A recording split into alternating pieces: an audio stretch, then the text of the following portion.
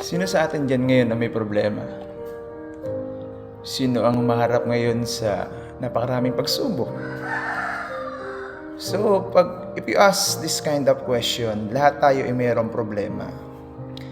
Pero, learning from the Word of God, based on my personal experience, nakita ko sa gitna ng problema, pagsubok, the best weapon is to become silent.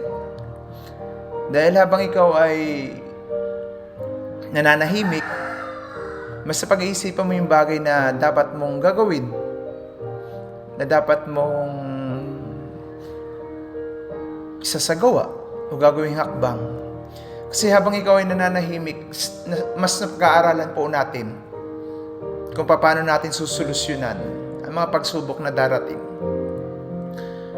I remember we asked the Lord petition of my prayers. Sabi ko, Lord, gusto ko pong maging matapang. Alam niyo, binigay ng Panginoon sa akin problema. Natapangan ko na para ko harapin na siya ang kasama. And then we ask another favor to God. Sabi ko sa Lord, Panginoon, gusto ko ng pag-ibig. Alam niyo, binigay kayo. Kayong mga tao na marapakaraming problema na kinakailangan kong tulungan na magtiwala sa Panginoon.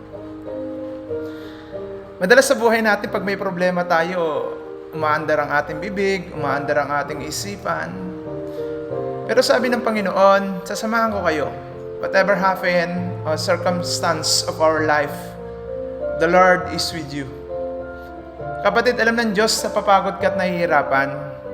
Pero ang sabi ng Panginoon, kinakailangan mo manahimik at manalangin. Kausapin mo ang Panginoon. Ang kakalmahan ay nakakatulong sa lahat ng mga pagsubok sa buhay. Dahil magagawa mo ang isang bagay ng higit kaysa gumawa ka ng walang plano. Kaya kung minsan dapat tayong manahimik, pinakamaganda. Dahil may gagawin ng Diyos sa buhay natin.